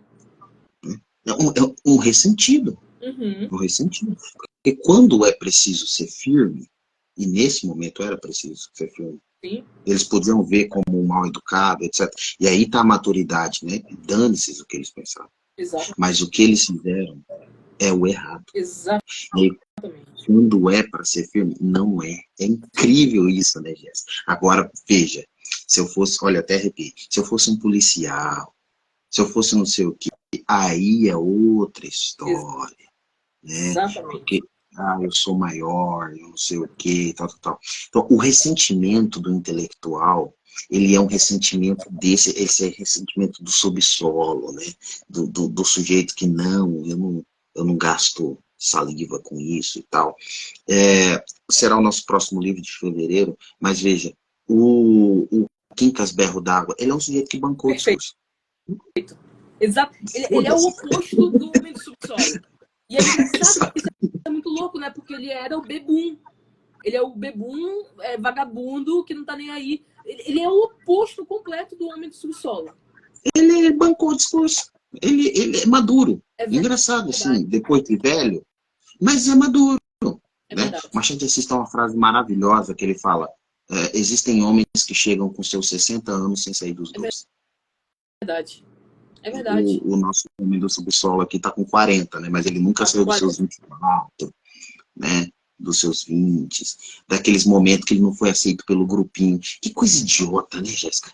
Nossa, cara. E olha como são coisas específicas, né? Ele fica caçando, por exemplo, um empurrão, ou então fica caçando o fato de eles me julgaram pela minha roupa, eu vou colocar melhor roupa. É isso, para pessoas que não têm a mínima de importância. Quer ver uma coisa bem interessante? Que é isso, né? São esses ditos populares. Se você não se arruma para receber a pessoa que você mais ama, ou que mais ama você na sua casa, e você se arruma para um colega de trabalho que você não está nem aí por vezes, que você nem gosta dele, tem alguma coisa de muito errado. Como assim você vai fazer a melhor mesa para uma pessoa que você despreza e você vai simplesmente jogar a toalha para pessoas que se importam com você e que você supostamente se importa com elas? Essa inversão ela está completamente equivocada, né? Porque deveria ser justamente o oposto. Isso tem tudo a ver, porque uma coisa que eu sempre falo é que uma coisa que me irrita muito, principalmente em jovem, é o fato deles quererem salvar o mundo sem salvar a própria vida. Isso realmente me irrita muito, porque eles não percebem o tempo que eles estão perdendo com bobagem. Eles não percebem o tempo que eles estão perdendo sendo o homem do subsolo. Perfeito. Porque se você fizer um bom alicerce, um bom quintal, tu vai poder subir aí toda uma estrutura maravilhosa. O que é um bom alicerce? Porra, trate bem a sua mãe. Limpe o seu quarto, ajude na cozinha, sabe? E não pegue todo o dinheiro da sua mãe para comprar cerveja para se fazer valer ali para os seus colegas que não tem absolutamente nada para ele acrescentar. Então, essa inversão, ela é própria aqui do próprio homem do subsolo. Ele está preocupado com quem não tem por que estar preocupado, e ele não percebe, inclusive, como tem momentos em que uma redenção poderia vir para ele, como no próprio caso da prostituta. Acho que nesse sentido, né, a análise ela seria fundamental, porque um bom analista, escutando um sujeito como esse, ele poderia talvez levar o sujeito a se implicar de uma maneira em que ele percebesse que, bicho, tem alguma coisa de muito errado. Por que eu fiz isso com essa mulher que já padece tanto, sendo que eu poderia simplesmente ser cortês, ajudá-la e etc. Por que eu tive que ser canalha aqui, sabe? Um bom analista não deixaria um negócio desse passar. Porque é isso, né? Uma coisa que sempre falo, né? Para vocês da psicanálise, todo mundo tem que fazer análise. Não, mesmo porque nem todo mundo pode fazer análise. Mas, porra, tem alguns sujeitos que, pelo menos em algum momento, seria fundamental, viu? Olha, eu concordo com você, e sempre quando eu vejo algo assim, eu falo mesmo, olha, eu acho que você precisa de uma terapia aí, não é brincadeira não, viu? Muito legal você ter entrado na questão da Lisa, né, essa prostituta, porque assim, tem um filósofo francês que eu sou apaixonado por ele, não é o Paul Ricoeur, que também sou, mas é o Pierre Hadot. O Pierre Hadot. Pierre Hadot é um filósofo assim, que eu tenho uma admiração absurda, né? E a tese do Pierre Hadot é que a filosofia antiga, ela é uma filosofia como modo de vida. Né? Então, assim, os filósofos, a exemplo aqui de um só, por exemplo, Sócrates, sim, eles não ficavam lá assim, masturbando mentalmente, né? Não sei o quê. Eles encarnavam aquilo, a filosofia no qual eles teorizavam, com muitas aspas, na sua prática de vida, né? Se você visse um estoico no tempo de Atenas, ele era o estoico, o cínico, ele era o cínico. Não à toa era assim, né? Ah, eu quero ser um filósofo cínico. Você lembra na faculdade, você é conviver com o cínico. Exatamente. Exatamente. Que é Tá. o que, essa inversão que acontece hoje, né? Ninguém vive mais absolutamente nada que almeja pregar. É justamente o oposto completo. Exatamente. E aí... força, né? Não. Então, a questão, Jéssica, é que assim, a diferença do homem do subsolo para a prostituta é que, assim, para os filósofos antigos, você só sabe alguma coisa, leia-se por debaixo de tudo que isso aqui que eu expliquei, de como que era o filósofo antigo, segundo o Perrador. Mas para o filósofo antigo, você só sabe alguma coisa à medida em que você percebe que não tem como você saber de tudo. Uhum. Perfeito. Ó, parece simples, mas não é. Né? Então, assim, se alguém vier me perguntar, Gabriel, qual que é a filosofia do Dostoiévski e tal, provavelmente eu vou recuar. Vou falar, aí, cara, não sei, vou ter que pesquisar, vou ter que ler, não sei o quê, parará. Tem uma frase aqui nesse livro, do Homem do Subsolo, que essa frase me impactou porque eu convivi com uma pessoa assim, que ele fala bem assim, se for me perguntar sobre alguma coisa, eu explicarei sobre qualquer coisa. E ele faz isso, ele vai explicando tudo, principalmente com a menina, com a prostituta. E eu fui barbeiro uma vez, eu trabalhei numa barbearia. E eu, assim, eu já tive, eu tratava aquilo como um relacionamento tóxico, porque era um troço assim, o meu chefe, né? Absurdamente tóxico, assim, porque se eu pegar essa caneta Bic aqui para você, Jéssica, eu não sei quando foi criada a caneta Bic, eu não faço a menor ideia. Perfeito. Entendeu? Eu sei que se alguma pessoa entrasse na barbearia e mencionasse sobre a caneta Bic, esse barbeiro, ele começaria a te dar uma aula sobre caneta Bic. E aí você vai perguntar para ele, ô desgraçado, você já estudou essa merda? Sim. Não. Sim. Mas é com tanta certeza. Não, porque assim, veja, caneta Bic, porque assim, a tampa, ela tem não sei o quê, porque a criança pode engolir, parará, parará, parará, parará. É uma pessoa que sabe, mas ela não sabe que não sabe. Ou seja, então né, os gregos, ela era uma pessoa completamente ignorante. E é engraçado quando o homem do subsolo, ele vai conversar com a prostituta, e aí ele fala para ela que, você sabe que dentro das covas tem água, né?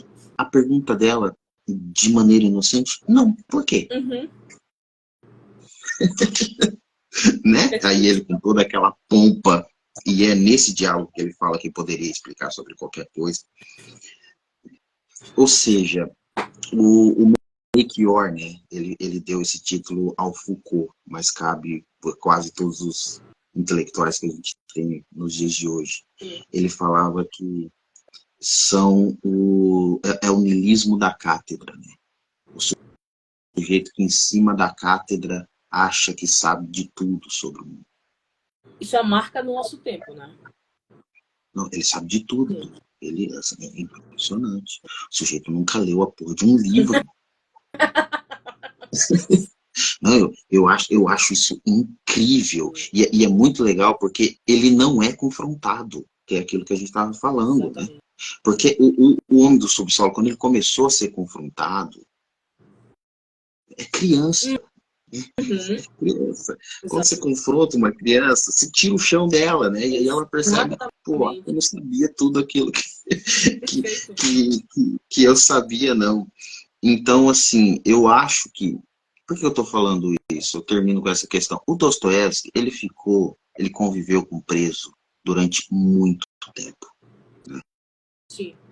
E a gente sabe que a malandragem do preso é um troço, assim, absurdo. Eu já tive um dos maridos da minha sogra, ele cumpriu pena por 20 anos.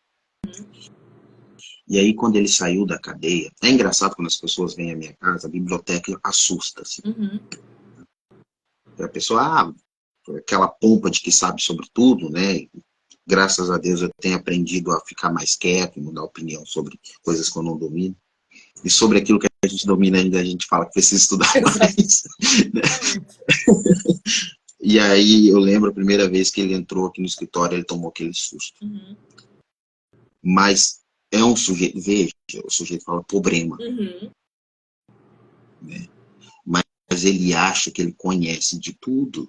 Porque os presos, se você for conversar com eles são inocentes. Né? Não, eu fiz isso daqui porque não sei o quê, que parará, e vem aquela malandragem, que não sei o quê. Então, o Dostoiévski, ele percebeu isso muito de perto. Acho que uma das coisas que mais me impactam assim no Dostoiévski, de modo geral, e aqui também, principalmente, é isso, né? O Freud fala muito sobre isso. É a sensibilidade de entendimento sobre o que é o homem. Isso realmente... E aí eu tenho que concordar com o Freud. Eu acho que nenhum outro ser humano na face da Terra, a não ser um grande poeta, um grande escritor, tem tanto entendimento do que é o homem que nem esses caras, sabe? Eu acho que o Freud não estava sendo hiperbólico quando ele disse que os escritores eles tinham muito mais a ensinar sobre a alma humana do que os próprios psicanalistas. Eu tenho certeza absoluta que o Freud realmente acreditava nisso, porque praticamente tudo o que ele aprendeu sobre a alma humana também foram com os escritores, sabe? Então, acho que é isso que, ao mesmo tempo, me fascina, mas também me assusta, porque é muito conhecimento sobre o que é a natureza humana, sabe? É isso. É muito conhecimento sobre o que é essa máquina, o que é esse homem, que é algo, por exemplo, que um pseudo-intelectual desse aqui jamais saberá o que é. É isso, o cara pode ser o mais tecnocrata possível. O cara pode ser isso, né? O enfurnado no gabinete dele. Mas ele não vai saber o que é o homem, o que é a natureza humana, porque ele não tem nem contatos humanos. Ele vive numa bolha. Quer ver uma coisa? Eu vou propor isso porque, enfim, é aquela coisa, né? Você tem que fazer, senão ninguém vai fazer. Uma coisa que... Por isso que esse livro do Dostoiévski, ele me pega muito, porque eu consigo confrontá-lo muito com o meu dia a dia na academia, né? Por exemplo, para mim, a maneira como eu leio esse livro aqui e a maneira como eu estou escrevendo, inclusive, sobre ele, é a partir de uma leitura sobre os pseudos intelectuais. É essa a ligação que eu faço aqui. E uma das coisas que eu mais falo, e eu realmente falo muito disso em sala de aula para os alunos, é para que eles não sejam soberbos de acreditar que eles sabem mais da vida da Dona Maria, que acorda 5 horas da manhã e vai dormir meia-noite trabalhando, simplesmente porque eles têm um pedaço de papel na parede. Porque eles não sabem mais. Ela vai dar um banho neles. Se eles caírem, é isso, numa ilha deserta, ela ainda vai carregá-los, que eles não vão saber fazer nada, vão morrer, porque o siri picou o pé deles, né? Vai ser nesse nível. Então, uma das coisas que eu vou fazer agora esse semestre é fazer com que os alunos eles entendam mais como é que funciona a vida comum, a vida real. Eu vou fazer isso da melhor maneira possível, né? Fazendo com que eles realmente tenham esse choque de realidade na comunidade mesmo, sabe? Para eles pararem de ficar encastelados, como normalmente aluno, principalmente de humanas, fica. A gente tem outras... É isso, a gente tem outras áreas, inclusive, que saem mais porque precisam conviver com a população comum. Normalmente, aluno de humanas pegando xerox na faculdade, fumando maconha e encastelado. Não tem mais nada do que isso. Justamente para que esse tipo de funcionamento ele não aconteça. Porque o que acontece? Se eu tenho alguém que vive numa bolha, literalmente uma bolha, ele vive encastelado, ele não lida no dia a dia dele com pessoas normais, com pessoas comuns, a leitura dele vai ser completamente deturpada, não tem como não. Eu estarei falando do seu Pedro Peixeiro, lá da feira, ele vai me falar de Foucault, de uma realidade completamente destoante, que só funciona dentro do livro do Foucault, não funciona lá com o seu Pedro, com a peixaria dele. Tá entendendo? Então, o que faz com que alguém se torne um homem do subsolo? O encaixelamento também. Porque você cria essa realidade e você não tolera que a verdade, de fato, do dia a dia, do dia comum, ela possa ultrapassar o seu castelo. E aí, o que você acha? Você acha que você tem que dizer para essas pessoas reais e comuns como elas devem funcionar do alto da sua suposta total sabedoria. Então, nesse sentido, o homem do subsolo, ele é um infeliz porque ele não consegue perceber que é literalmente um auto-engano, que ele não se sustenta numa vida comum. É isso, você o tira do castelo, você joga numa praça pública, ele não sabe nem como sair de lá, ele não sabe nem qual ônibus ele vai ter que pegar para voltar para a casa dele, né? Então, eu acho que nesse sentido, o Dostoiévski, ele está aqui mostrando para a gente que há determinados sujeitos que, por vezes, por viver essa outra realidade, essa fantasia, eles não conseguem mais enxergar que existe uma vida normal, uma vida comum. E a gente precisa lembrar, inclusive, que o Dostoiévski escreveu tudo isso daqui que a gente está lendo agora, que a gente está discutindo agora, enquanto a mulher dele estava morrendo no quarto do lado. Isso é muito importante. Boa lembrança, boa lembrança. Né? O Dostoiévski é alguém que ele conheceu o sofrimento, sim. Eu não sei se você sabe dessa história, mas quando ele era criança, ele teve 2 episódios assim muito fortes de sofrimento. Um deles, ele estava brincando com uma garotinha, ele tinha 10 anos, na frente de casa, que era uma espécie de fazenda, assim, tal. Aí meio com um bebum que ficava ali próximo. Ele chegou perto da menina, violentou a menina na frente dele. E ele foi buscar o pai, né, que era médico. E aí, quando o pai chegou para tentar cuidar da menina, a menina não aguentou, né? Ela morreu nos braços do pai, toda ensanguentada. E tem o episódio também da infância dele que ele viu, né? E ele conta isso lá no Crime e Castigo, a violência em relação aos animais, né, sobretudo ao cavalo. Então, sim, ele era um sujeito que ele viu de fato. Engraçado que eu não tinha parado para pensar sobre isso. O homem do subsolo é um sujeito que você não vê sofrimento na vida dele. Sim. Né? Eu não tinha parado para pensar sobre isso. É só prazer. Sim. Cadê Perfeito. o sofrimento na vida desse sujeito, cara? Né? O que já mostra, né, que é completamente descolado da realidade. Como assim você só vive numa vida de prazer? Como assim não tem sofrimento? Como assim nada lhe toca? Nada lhe afeta? Já é uma vida descolada da realidade. Vive com a grana trabalhou como funcionário público, mas aí depois conseguiu uma grana, que não sei o que e tal. Uma hora vai pro puteiro, outra hora vai beber, que não sei o que. Fica lendo, né? Lendo, prazer, a leitura me dá prazer, remoendo as próprias feridas, não sei o que. É quase um universitário. Mas é muito real. Eu até anotei, porque eu ia anotando assim as principais partes para que a gente pudesse falar. E assim, algumas partes aqui eu anotei e eu ficava, meu Deus, mas eu não precisava nem ter anotado daqui, porque são exemplos que a gente vê no nosso dia a dia por vezes. E isso que é o mais louco, né? A gente falou disso ainda há pouco.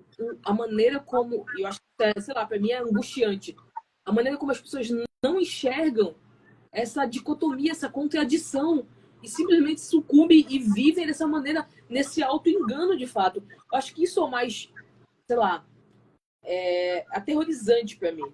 Acho que de todas as maneiras de sofrimento, eu acho que esse desconhecimento da sua própria realidade é um dos piores para mim.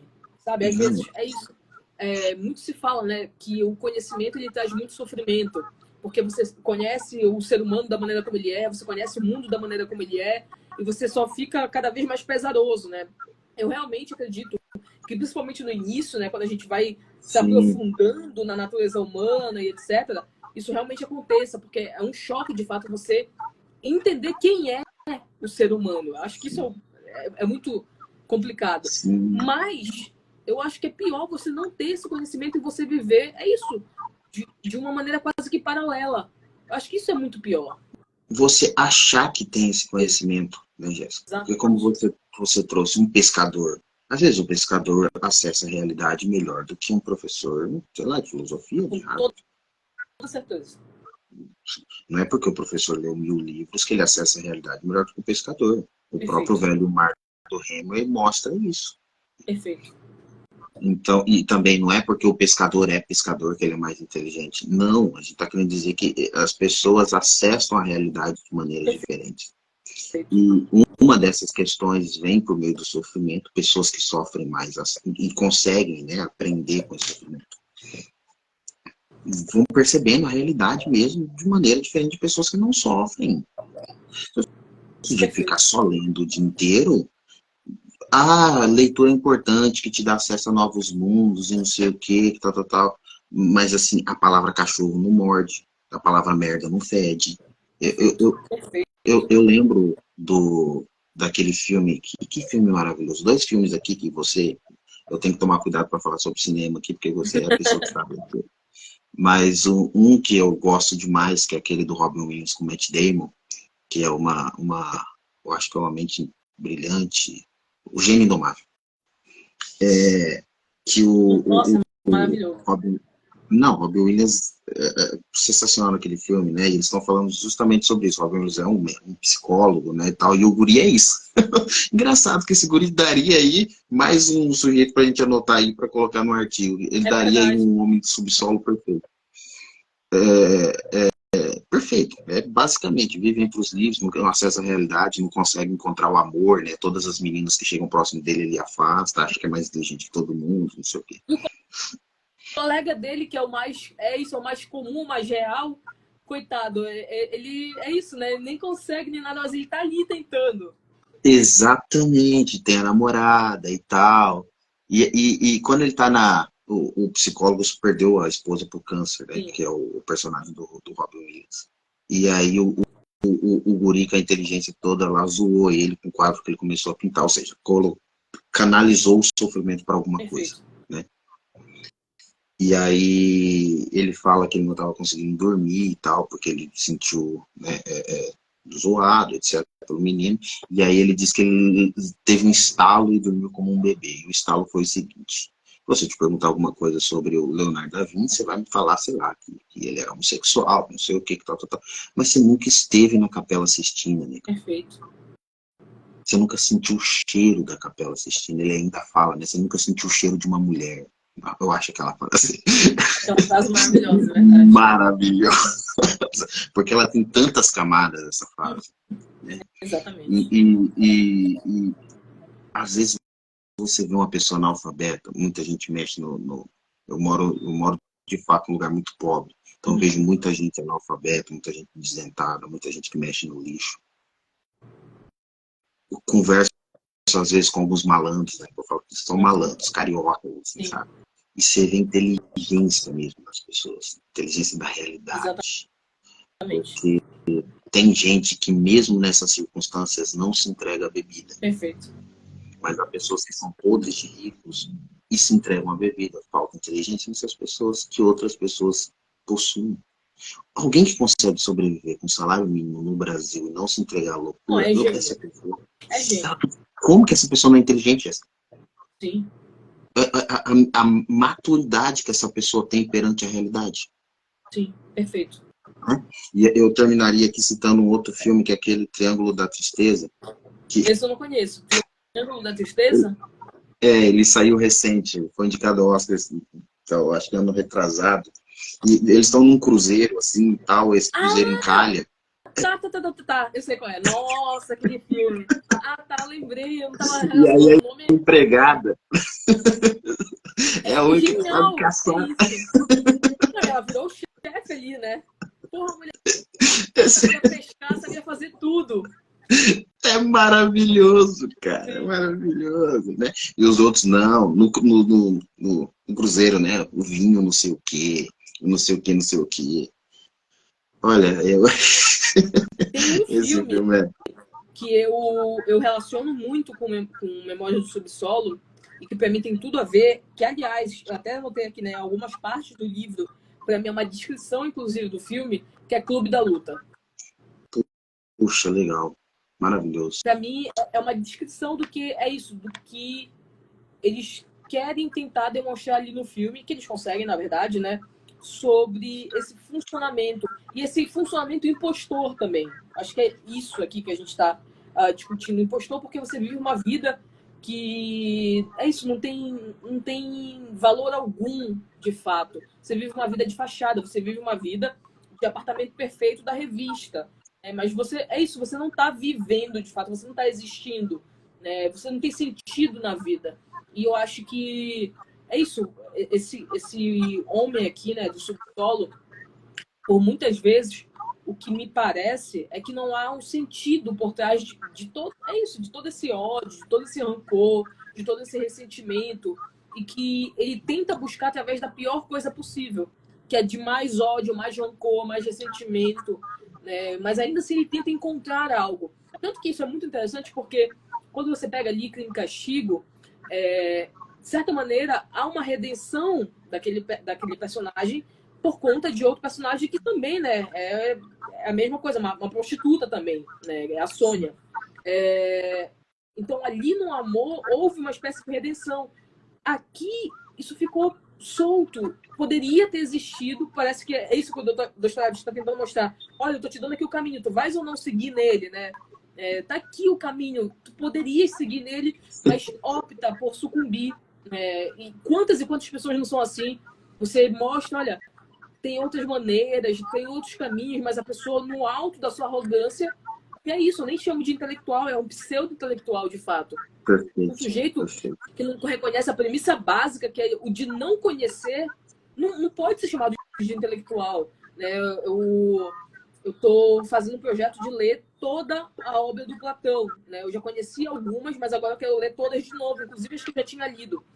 E uma das coisas que fica muito assim marcantes ali nas obras é justamente da maneira sincera como Sócrates se coloca, desse não conhecer, mas procurar conhecer.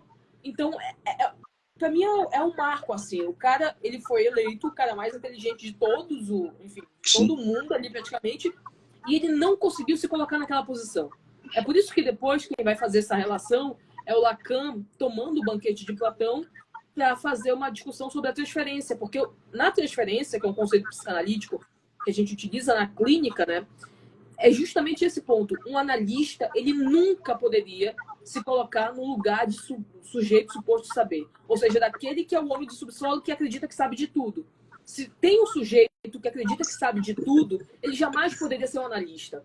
Isso é uma das coisas que, assim, que eu vejo que tem mais de discussão. Eu já discuti isso muito, inclusive, com um amigo meu, que é o professor Vitor Salles Pinheiro, aqui de Belém. E uma vez a gente discutiu justamente isso, né? Porque ele falou, para mim um terapeuta, ele tem que ser alguém que é praticamente pleno. Ou seja, um ideal a ser seguido. Só assim que ele poderia terapeutizar alguém. Eu falei, mas você não está procurando então um terapeuta, você está procurando um mestre. Porque o mestre, aí sim, nesse sentido, a gente o coloca naquela posição de que sabe tudo. E a gente vai buscar o conhecimento nele. Um terapeuta, ele é um sujeito que ele jamais poderia se colocar nessa posição. O paciente pode até colocá-lo, mas ele jamais poderia se colocar nessa posição, porque senão não há a possibilidade de ele escutar um outro sujeito, porque ele vai simplesmente suplementar o sujeito. Então eu vou te dizer, Gabriel, o que tu deves fazer com a tua vida. Tu tens que fazer isso, isso e isso, porque eu sou, ó grande Logos, alguém tão conhecedor que vou saber como fazer com que tu direciones a tua vida. E isso é o mais interessante disso tudo, porque... E aí a gente pode tirar de duas versões, né?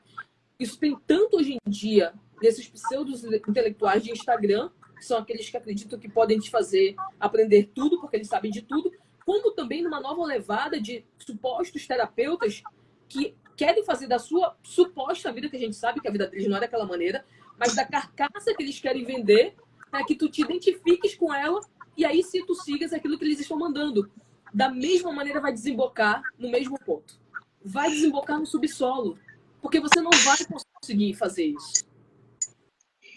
O Pierre Hadot, nesse comentário, né, Filosofia como Modo de Vida, ele fala que, trazendo ao Sócrates mesmo, lembrando um pouco do banquete, ele vai dizer assim, olha, só os deuses sabem, né, isso que você trouxe, a questão do mestre.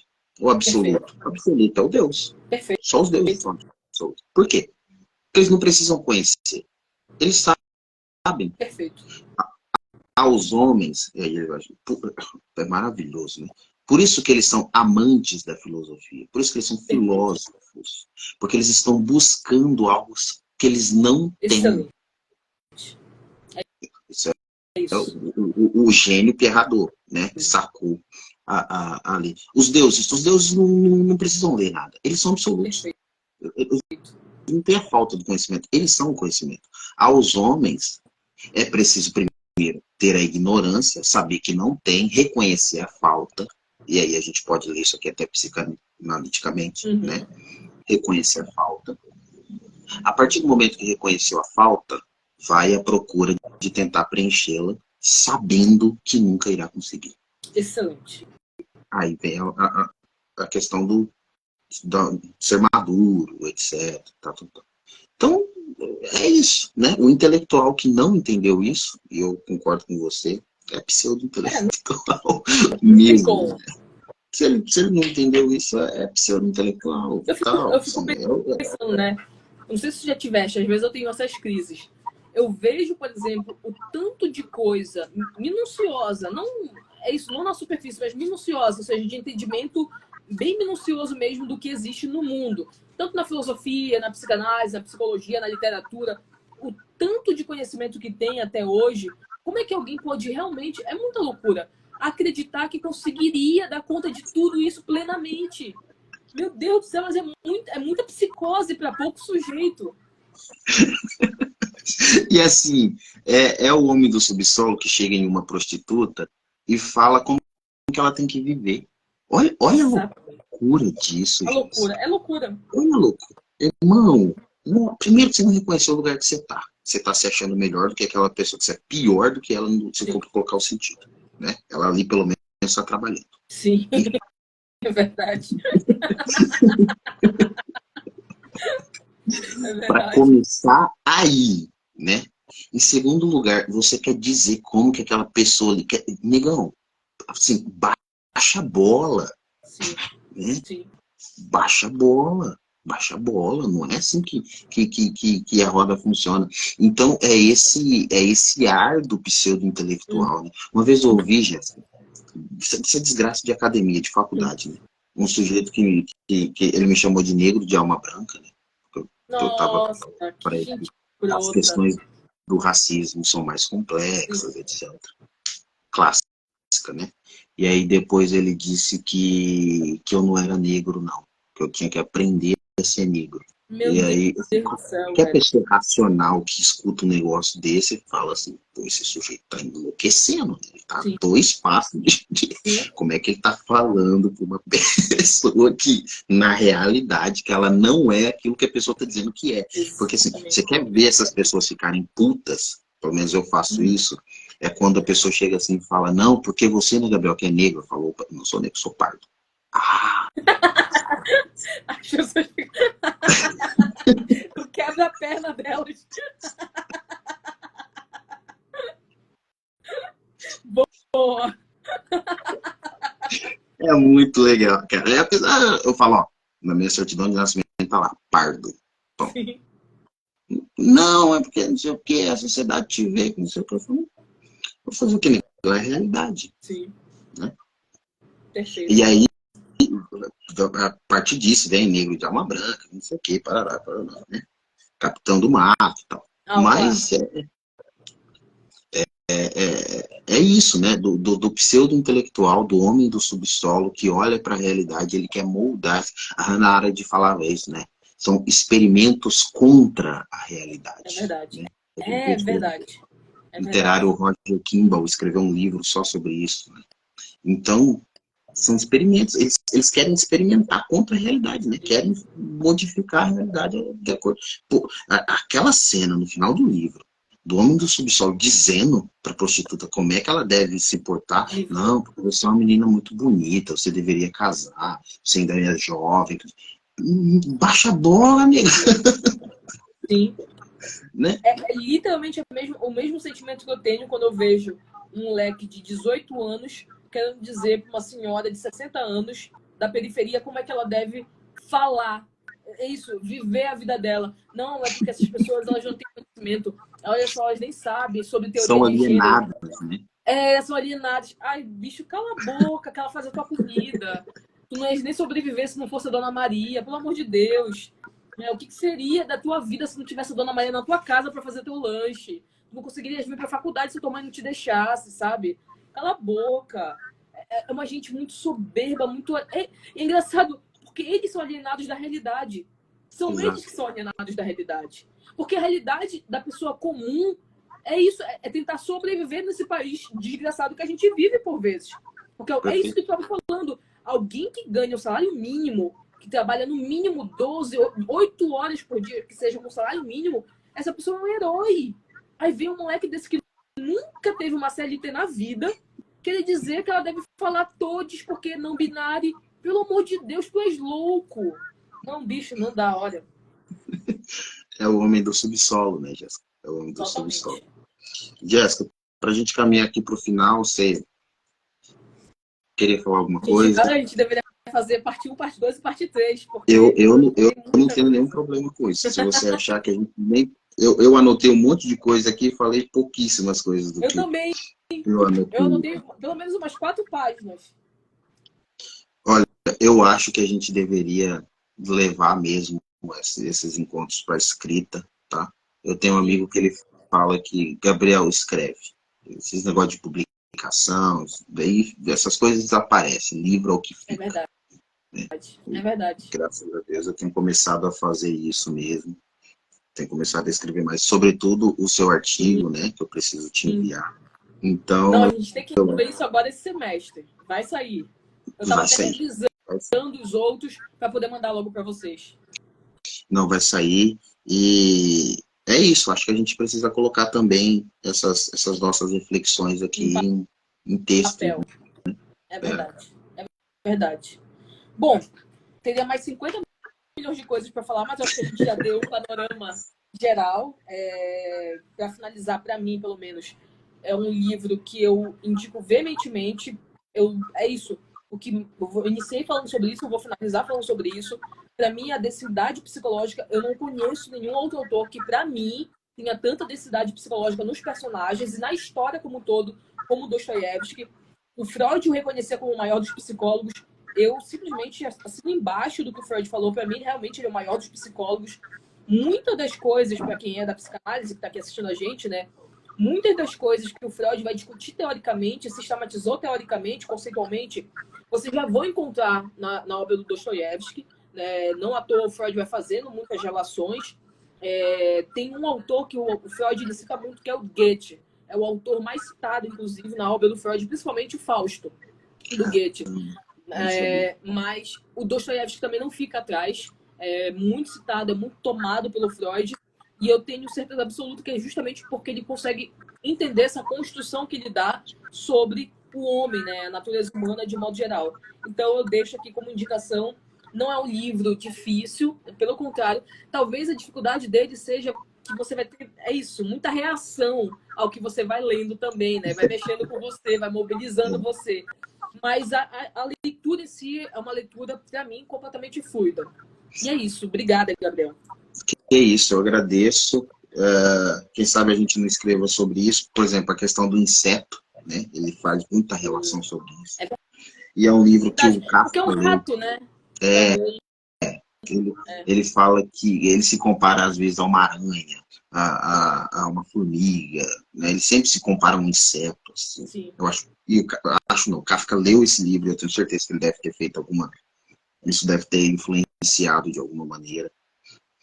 Enfim, eu indico, deixo a indicação, deixo esse livro aqui, que é uma história cultural da Rússia. Esse livro é maravilhoso. Assim. Sim. O Nabokov também falou sobre o Memórias do Solo. Nabokov falou, né? Ele não gostava tanto do Dostoiévski, mas ele gostava desse livro. É verdade. Eu vi lá. Mas ele gostava desse livro. Eu deixo essa indicação do História Cultural da Rússia. E é um livro curto, como a Jéssica disse, pessoal. Olha, para quem é da área da psicanálise, para quem é da área da psicologia, para quem é da área da literatura, entender monólogo interior, construção de personagens, tem pouquíssima personagem. Perfeito. Mas é um livro que te prende, no sentido de que quem fala que o Dostoiévski não sabia escrever não leu esse livro, né? Porque não tem como. Dostoiévski não sabia escrever. cara, você é tomado por esse primeiro parágrafo. Sou um homem doente. E aí, caramba, né? Eu nunca O vi alguém Scorsese, repetir tanto como esse, né? Esse primeiro parágrafo. É bem interessante. Até é, a filha, né, lá do Boris, ela falou que é uma. Você pega o primeiro parágrafo, é uma aula do que é a neurose obsessiva. É verdade. É muito interessante. Porque é isso, esse confrontamento de ideias que é muito caro ao obsessivo também. Né? Então, enfim, você pode ler de inúmeras maneiras. não, sensacional, sensacional. O Scorsese, tenta filmar Crime e Castigo de tudo quanto é jeito, né? Muita gente fala que até hoje não conseguiu, mas o Woody Allen também. Eu estava vendo uma entrevista dele e ele disse que um dos livros preferidos dele é Os Irmãos Karamazov, mas ele só filmou o Taxi Drive mesmo depois que leu Memória do Subsolo. Ele falou, aí mexeu com ele. Ele falou que foi o livro que mais mexeu com ele. Ele mais gosta dos Irmãos Karamazov, mas o livro que mais mexeu com ele foi o, o Notas do Subsolo. Então tá. Aliás, não sei se tem mais, mas tem pelo menos um que eu vi, um filme, que acho que é Notas do Subsolo. Tem um filme sobre... Ele tá em inglês. Eu vi esse filme hoje, enquanto estava Exatamente. fazendo meu guri dormir. Tem, Só tem em inclusive, inglês. Eu completo no não YouTube. encontrei. Exatamente. É lá mesmo que eu assisti, no YouTube. Não tem ele em português. Qualquer coisa a gente coloca aí nos stories, né? A É verdade, indicação. link. Esse filme é muito legal, viu, Jéssica? Eu vi. É muito legal. Eu não sei se o que tu viste tem a legenda, porque tem a legenda em português, o que eu vi. Não, eu vi nesses canais gringos de piratas Tá. mesmo. E aí, por isso que eu falei que eu só encontrei ele, porque eu procurei nos streams em português, não achei, né? E aí eu falei, vou ter que ir para o mundo da internet mesmo. E aí Então, eu vou encontrei mandar pra ele, ti o link do que eu vi, porque já tem a legenda e pode ajudar a galera. melhor ainda, sensacional. Esse filme é muito legal. É Ele muito tá legal.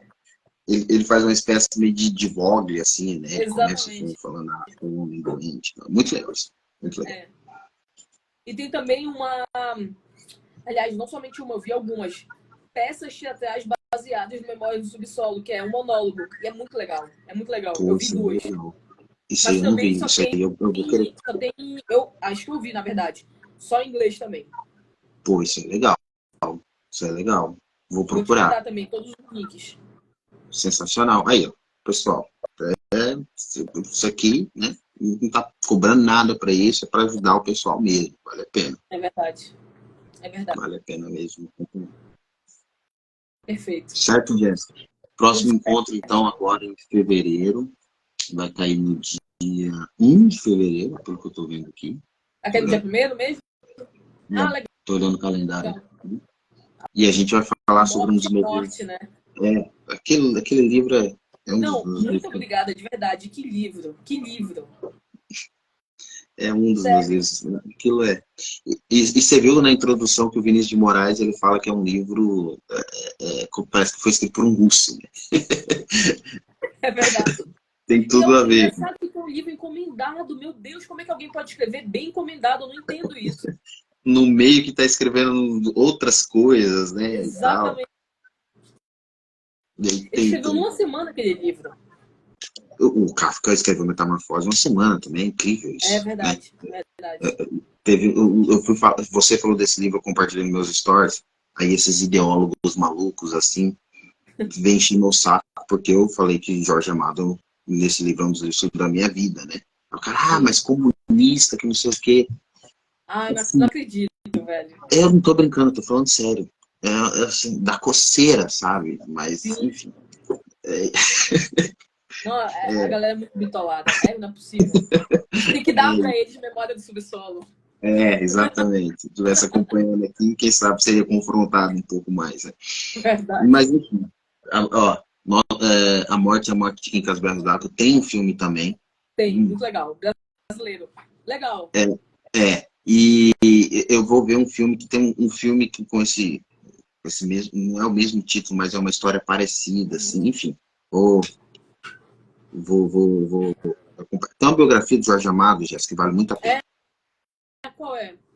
É escrita pela Joselita Aguiar. Ela saiu ano passado. ano retrasado, não, ano passado não, ano retrasado. Tem umas 600 páginas. É um trabalho muito bem feito. Ficou, Legal. tipo, mais de 20 anos escrevendo.